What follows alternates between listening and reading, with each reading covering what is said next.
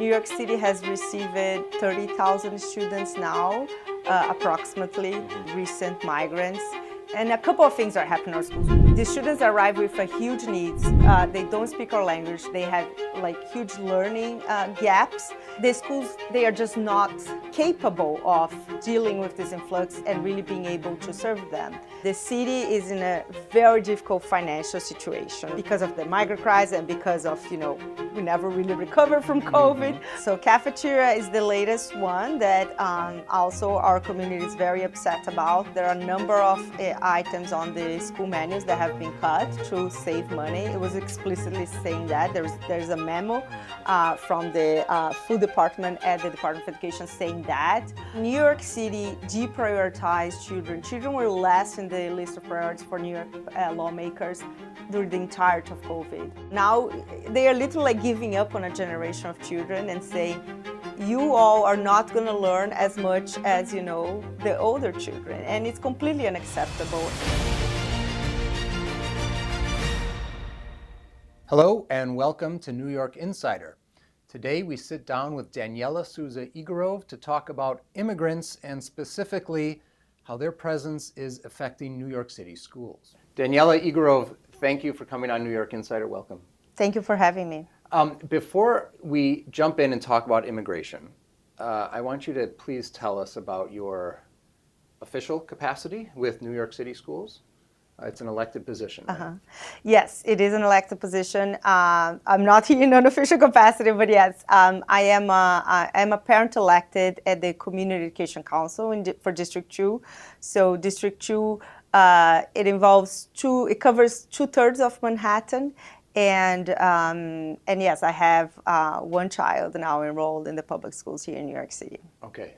And because of that, you ran for this office. Yes. And the name of the position again is? I'm vice president. I am on my second term, so Okay. I ran 3 years ago, and yes, and then got reelected almost a year ago. And describe the position. So we are an advisory board for the mayor and for the Department of Education. So when New York City had mayoral control, so the mayor took over all the school boards, they kept this structure so parents could provide advisory. So we pass resolutions. They are non-binding. The mayor doesn't have to follow what we're saying, but it's a way for parents to be able to provide input and advise on issues that are impacting our children's education. So now in that capacity, you have, in a sense, jurisdiction over, or you have access to a number of schools within Manhattan, 2/3 of the schools? A lot of what happens is that parents reach out to us when, usually when they have problems, right? Yeah, with right. the public schools. If they reach out to their principal and to the superintendent and their issue could not be resolved, they usually then reach out to us. And, I have now been doing this for a long time, and particularly during COVID, I was very active on trying to reopen our schools, to unmask our children, and also on the fight against the elimination of gifted and talented and merit admissions in our district. So there are a number of parents who now reach out to me when there's something that they don't like that is happening in their public school. Okay, so as large as the public schools are, that's how many issues there are with the public schools. There are a number of issues, yeah, but in my district, I think there has been, a couple of issues that have really, yes, that parents have been very passionate about. Very vocal about. Yes. So today we're going to talk about one of those, which is immigration. Yes. So big picture, what has the immigration situation here in New York in the last several months meant to the schools that you see? Yes, it's been very difficult. And I think that's why I've been speaking so much, because I think that this failure between federal policy and state policies and even, city policies are all ending up in our public schools, right? And sometimes teachers and principals and school communities are having to deal with these problems, and they don't have the capacity to deal with this. So New York City has received 30,000 students now, approximately, that have, recent migrants. And a couple of things are happening in our schools. One is that schools are still receiving a large number of students without any predictability. And so literally like the next day, you have a number of students enroll in your school. No forecast, no heads up. forecast, Next no week heads we're going to get. Yes, exactly. I do think that the city has tried to manage, or Department of Education has tried to manage as possibly as they can, but it really is an impossible situation, right? When you have 30,000 new students arriving in such a short period of time. That's the beginning of the school year. This is since last school year, yes. So a little bit more than 1 year. The students not necessarily speak English, not necessarily have been in school recently, because a lot of them have done the cross through the border, so they have spent a long time not being in schools. Right. And so there is you're receiving a student population that has huge needs, right? And as I mentioned in my testimony to Congress, they also are going through the deadliest land border in history, right? That has been recorded by the United Nations. That's what our south land border is now. It's the deadliest. It's been so documented, all the human rights violations that are happening there. So, for example, 6 in 10 women and girls who cross are suffering sexual violence. What that means is that 6 in 10 girls who arrive in our schools have suffered sexual violence through their crossing. And so the students arrive with a huge needs. They don't speak our language. They have huge learning gaps. And the schools, they are just not capable of dealing with this influx and really being able to serve them. And of course, this is impacting the existing students, right? It would be it would be naive of us to think that there's no impact on the students that are there. And as I have said many times, the context is there. New York City closed schools for a long time during COVID. We closed schools even after we opened bars, we opened stadiums for musical concerts, during restaurants, COVID. Exactly. Right. We mask our kids for a very long time, so a lot of the children have language delays. They are not learning to read at the adequate time that we usually expect. And that school year, last school year, was the first one that it would be our first normal school year in a very long time, where we would start addressing the learning gaps that have created because of the COVID mandates. There is a report by the state controller saying how New York learning gaps have been so huge compared to other states in the country. And then when you had your first year where you're going to now really address the learning gaps, you have this influx of students. And so our schools have been in crisis after crisis after crisis. For 3-4 years now. Yes, exactly. And I think, we are seeing that impact on test scores and on learning outcomes for our children. Mm-hmm. So that's maybe issue number one. That's close to your heart because you have 2 children, one of whom is in schools, right? And you see delays even in your own child, right? Oh, yes. And in his peers? Absolutely. I mean, I have an oldest child who, they have been to the same schools, but one who was never masked, who never had Zoom school, until when he was in 2nd grade. And he learned to read normally. And my little one had his entire preschool experience basically was masked.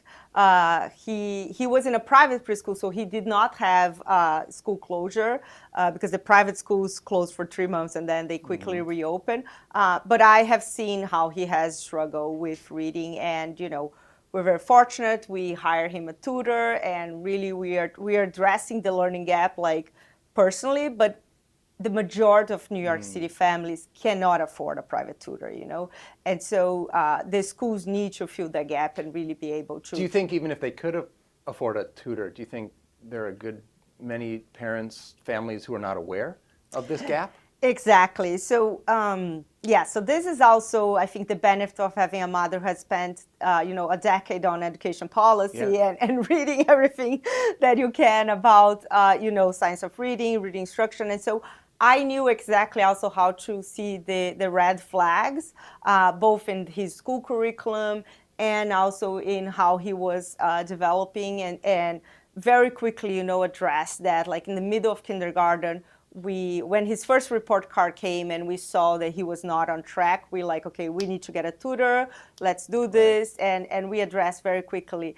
So I think that there is these two parts. It's you need to be able to see the problem and to know how to react, but also you need to have the resources, right? You need to be able to pay a tutor, to have the time to do that, after school and all of that. Yeah. So this gap that you see in your son and maybe in other students, yes, and the school certainly sees it as well. I mean, there's data points now. There's plenty huge of data. delays. This is a multi-year, multifaceted problem, starting with COVID, but the latest straw on the camel's back is the immigrant surge. So yes. How exactly, if you can give us some details, why are these 30,000 students, or how are these 30,000 students coming into New York City schools creating more of a problem in terms of delays in student learning? Yes. So I think that the problem is, as I mentioned, the schools were not ready, right, to absorb such a large number of students with such a different learning needs than the current population. So, for example, highly needy kids. Yes. So, for example, there are kids who didn't speak English, and there were schools that did not have bilingual teachers. And so there were literally in our district, there were students who were translating for the new students. And as I said, like either the new student is not being served because he's learning from a fellow student, and the current student is not learning because it's literally like translating for for their new classmates. And so this is one example of one thing that happened. There are schools that have addressed this by creating 2 classes in a grade, like with the students that were here before and new migrant students, which also, again, it's not how, it sounds horrible, right? It's not how America operates, but it's how the schools are trying to deal with this impossible situation that they have received. And the funding came very late. Now there is extra funding for you to hire bilingual teachers, but in the beginning, when they just started to arrive, like the schools didn't have anything. Like the PTAs and the parent communities had to raise funds, to be able to provide. And as I mentioned, I mean, these families arrive with so many needs, right? So from the violence that they are witnessing at the border, arriving here, then and I'm sure you have seen about the conditions of our shelters and the violence that is happening there. So there are a number of issues that I think are contributing for creating this sense of chaos that, these families, and then it's ending up in our schools. Yeah. And sometimes just 1 or 2 highly needy children within a classroom are enough to kind of tilt the whole dynamic of that classroom. Yes, and I think that I'm co-founder of a charter school that was specifically designed to serve students who speak a different language, right? When you are serving student populations who have different needs, like you need to have a curriculum design, and there's so much thought that goes into it, and high experienced educators who know how to teach, specific populations, who have the certification. Like, we don't have any of this capacity now. We're literally just throwing children who might have different needs, who might have different speak a different language, in regular public schools who were never designed to serve children. Like, if you have half of your class who don't speak English or who haven't been in school for 2 years, these schools were not designed. They are not capable to teaching this. So this is a big impact on teachers? It is a huge impact on teachers, a huge impact on principals, and I think in the entire school community. And so parents call you, is that right? Because they're complaining about this? Yes. Do you have any specific stories from parents?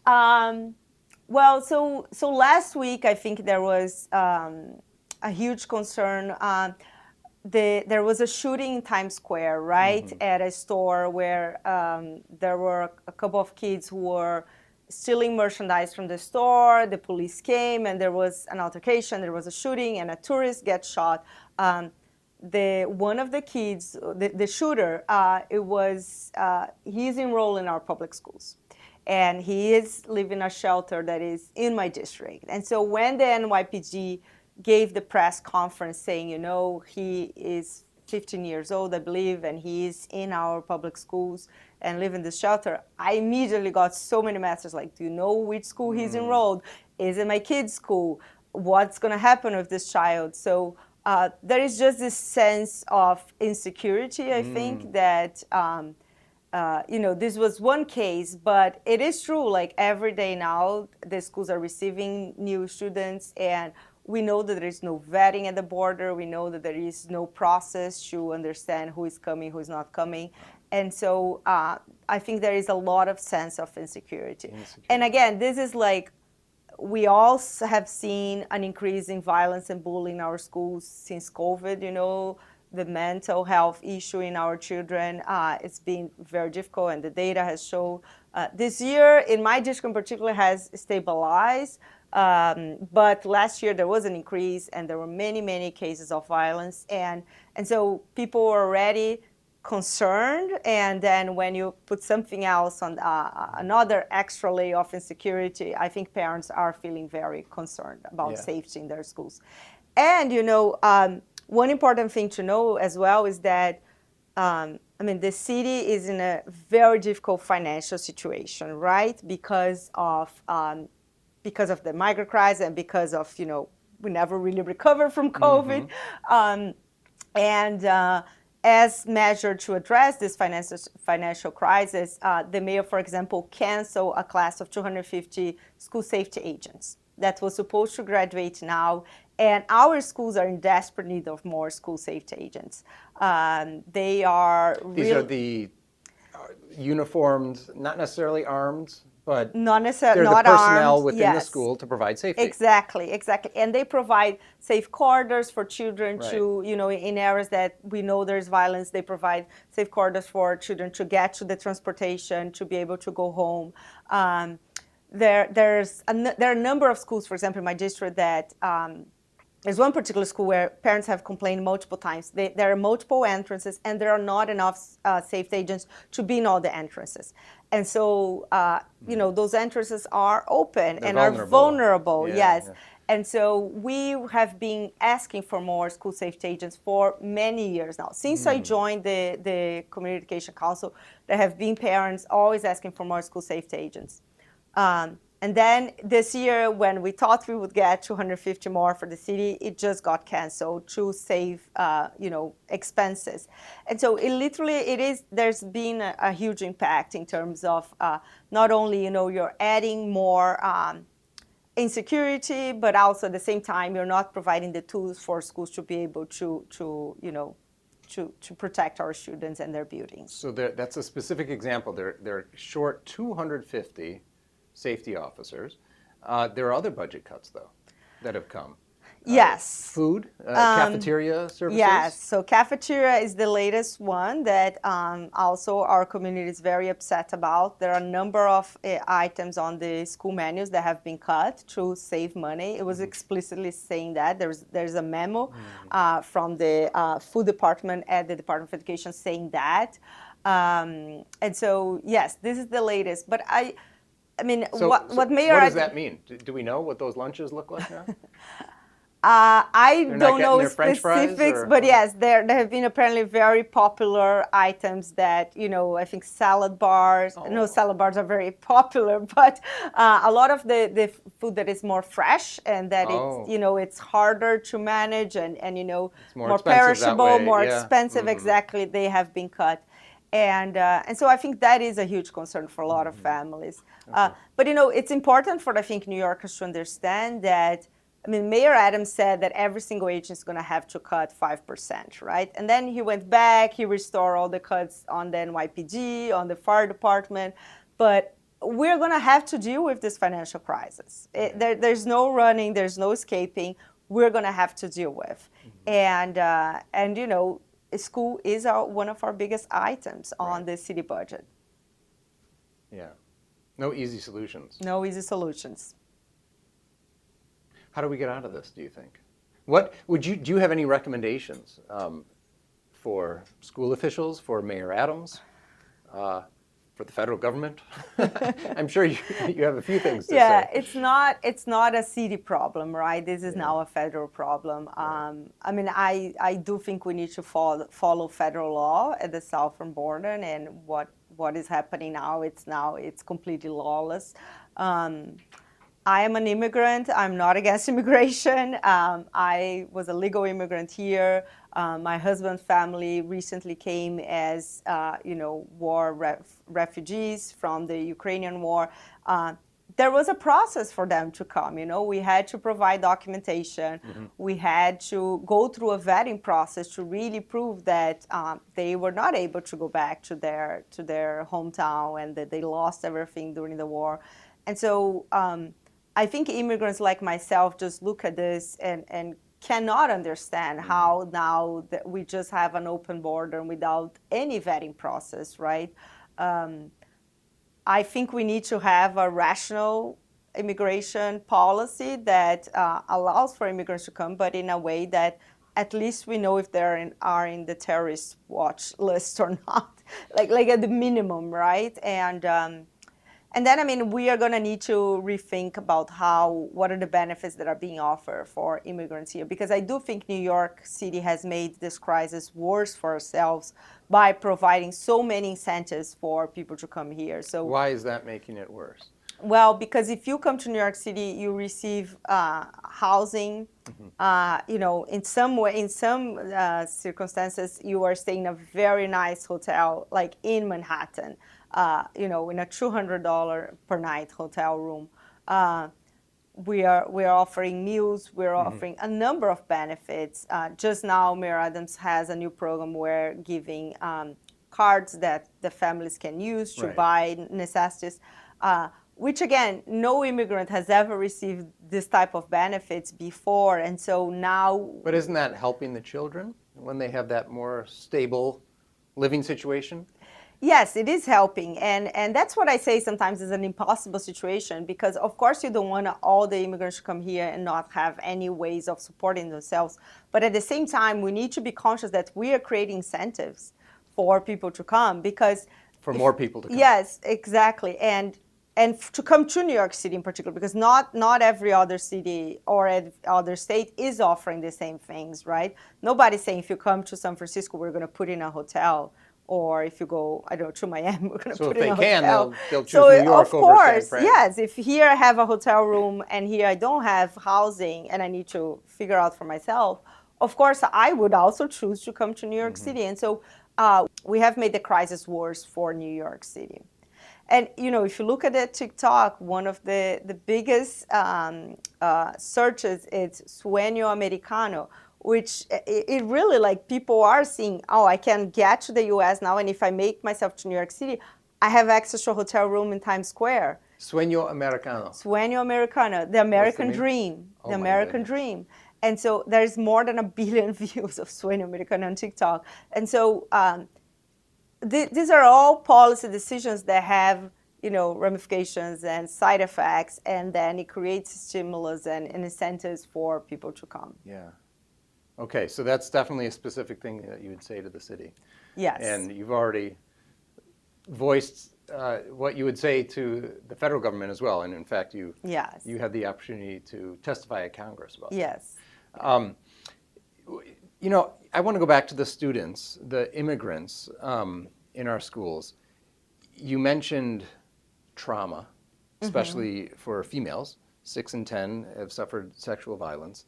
But their brothers have seen their sisters abused, and it's been a traumatic trauma, right? Yes. Trauma is many of these immigrants across the land border have experienced a lot of trauma. How has that manifested in our schools? So I really try to focus on my testimony on things that I had data, because of course you are, talking to Congress, but But do you know stories or, There are a lot of stories. There are stories of, in schools where kids who have recently come then have attempted to perpetrate sexual violence, or they have expressed very violent and disruptive behavior in schools. And so, yes, I think unfortunately, as I said, like the schools were already in a very shaky situation in terms of student behavior, right? Since schools reopened, there has been an increase in violence and bullying. And then when you added this, I think it was an extra factor to make the schools even more chaotic. A lot of teachers now talk about this student behavior as one of the biggest problems that they are having. And it's not just in New York City, right? It's across the country. We have all post-pandemic, but I think again in New York City that has been there's an added factor, which is children who have just witnessed incredible violence at the border, and then when come here, when things are a little calmer, of course they start to process this, and sometimes they are repeating the same behaviors in our school buildings. Pretty difficult situation at all levels, the city, state, and federal. And obviously we've seen parties fighting back and forth over immigration. You said to me something that has stuck with me, which was, it seemed during COVID, we made decisions that put adults in front of children. Absolutely. And that we're doing the same thing with immigration. Absolutely. I mean, New York City deprioritized children. Children were last in the list of priorities for New York lawmakers during the entirety of COVID. I mean, as I mentioned, I could go to a restaurant, I could go to the gym. My son could not go to, his third grade school. Like, which society in the world makes those type of decisions, right? Madison Square Garden was completely open with full capacity for music concerts. My son, who is 4 years old, was still masked at his preschool. Again, which society thinks that, music concerts for adults, it's more important than children in preschool who are learning to read, who are learning to speak, who they need to see their teachers' mouths. I try to explain to people what is the impact of these policies. Imagine, everybody knows that period pre-5, it's so important, right? For language development, for brain development, for cognitive development, like all the research shows that. If every day you're going to school and your teacher is reading you in story time with a mask, and you and all your peers have masks, like, you don't learn the phonics, you don't learn the sounds, you don't see their mouths.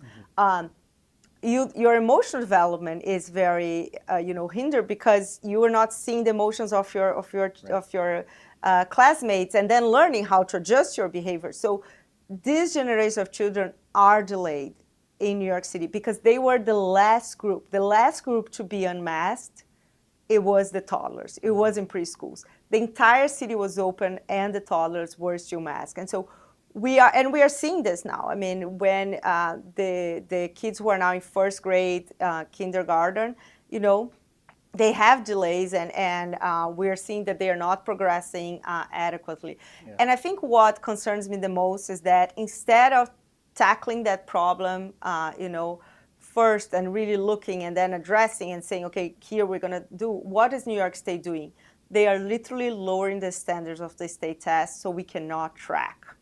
Like, we're not going to have data unless it's national data, which is the NAEP, the NAEP test. We're not going to have tests because what the Board of Regents in New York, which is the state board that does education policy, has said, and they have said this publicly in meetings, like there is in video, they said, we're accepting the post-COVID as the new normal.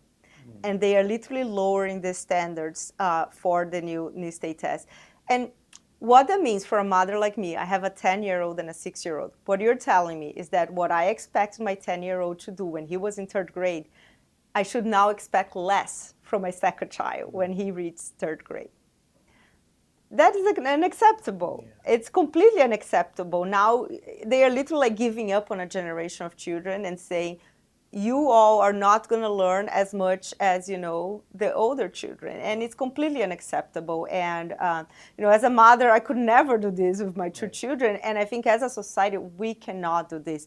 We need to accept the learning gaps, look at the data, objectively, see that the gaps that we have are very huge, and then really tackle them, really address them, instead of trying to mask with masking the data and changing standards. Mm-hmm. Yeah. And with the influx of immigrants, it's obviously a lot harder to do that. Yes, I think it will be a lot hard to do that because, as I said here, you just have, an extra population of really students with a lot of needs coming to our system, and our schools were just absolutely not prepared to deal with that. Do you see any bright spots in the years ahead? So here's what I see as bright spots. 1 in 6 children now in New York City are in charter schools here. 1 in 6 are in charter schools. New York State is the second highest growth of homeschooling families, yes, across the country. Even though we are the worst state for homeschooling in terms of policies, we don't offer any benefits for homeschooling families. We have pretty difficult bureaucracy for you to actually be able to homeschool. Even California has more benefits for homeschooling families. So I think a lot of parents are saying, the system's not serving my child. I'm going to take things on my own, and either I'm going to homeschool or I'm going to look for an alternative. Even if you talk about with Catholic schools in New York City, their enrollment is increasing for the first time in a long time. So there are a lot of parents who are, just seeing that they cannot trust the school system and really taking charge.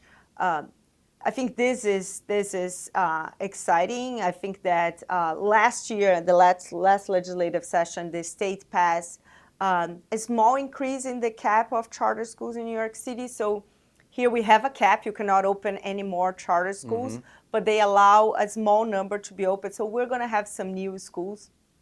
I really think we need a lot of new, high-performing, innovative schools that are created, for specific groups that have different needs, right? I really believe in that. And so, could there be a charter school for these recently arrived immigrants, do you think? Definitely. And I think there are already some charter schools, designed for children who speak other language, or even like the who one have, you started, right? Yes, or even who have language disabilities. So I do think that there are many schools that, can fill specific gaps where our public schools are not really being able to serve students and families. And so, do our public schools, but they're equipped with ESL teachers and the like, right? So there are a couple of schools that have bilingual programs, but again, you need to plan for that, right? You cannot just I need an ESL teacher tomorrow.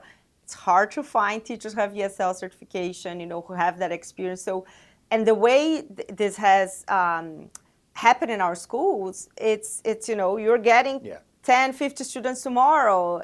So it's very hard to plan when you don't have any kind of stability in the system or predictability in terms of who's going to be your student population. Yeah. And with budget cuts, it's going to be that much more difficult, right? To hire more teachers. For sure, yes. But yes, I do think that the bright spots are the areas where, you have new schools and you have more choice. And parents then can find specifically what is best for their children. Well, we'd love to have you on again at a later time to talk about if that ever happens and other issues within education. So thanks again for coming on New York Insider. Thank you so much.